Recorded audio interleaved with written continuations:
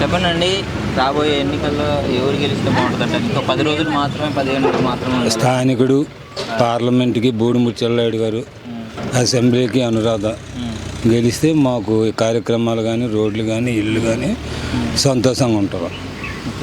మరి ఇక్కడ సీఎం రమేష్ గారు అసలు ఎలా ఉంది, పోటీ ఎలా ఉంది? పోటీ అంటే సీఎం రమేష్ గారు కడప నుంచి వచ్చారండి. వాళ్ళు బ్యాంకులల్లో దోపిడీ, సీఎం రమేష్ కానీ, సుజనా చౌదరి కానీ వాళ్ళు బ్యాంకుల దోపిడీ, లూటీ, ప్రజల సొమ్ముతో వాళ్ళు వ్యవహారాలు చేస్తున్నారు. మేము దానికి వ్యతిరేకం.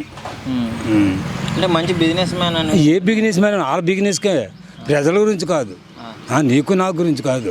వాళ్ళ బిజినెస్, వాళ్ళ ఆస్తులు, వాళ్ళ డబ్బు భద్రంగా ఉంచుకోవడానికి. 2 సార్లు 3 సార్లు బ్యాంక్ నోటీసులు పంపించారు సీఎం రమేష్ కానీ, సుజనా చౌదరి గారికి కానీ, రఘురామకృష్ణరాజు గారికి. అది ఏంటి గవర్నమెంట్ వాళ్ళు ఏం చేయాలి? కోర్టులు అని వాళ్ళు పెద్ద లెక్క కాదు కదా. అంచేత వాళ్ళు అంటోళ్ళు దేశానికి ఉండకూడదు, పార్లమెంట్లో అడుగు పెట్టకూడదు. క్యాస్ట్ పరంగా కూడా మాకే వస్తాయని సీఎం రమేష్ గారు అంటున్నారు.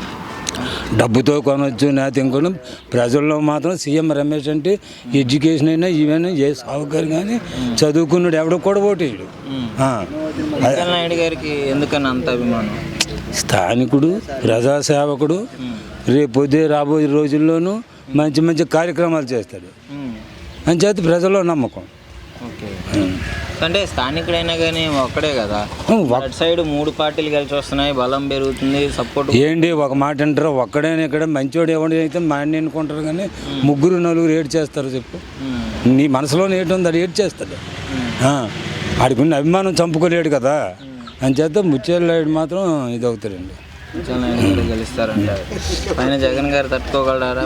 మరి ఇక్కడ ఇంతమంది పోటీ బ్రహ్మరథం పడుతుండ్రు సిద్ధం కానీ, ఈ తర్వాత మనం యాత్రలు కానీ.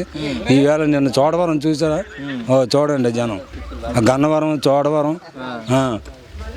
విశాఖపట్నం కూడా ఎలా ఉంది. మొత్తానికి మళ్ళీ అధికారంలోకి వస్తుంది అంటారు. Thank you.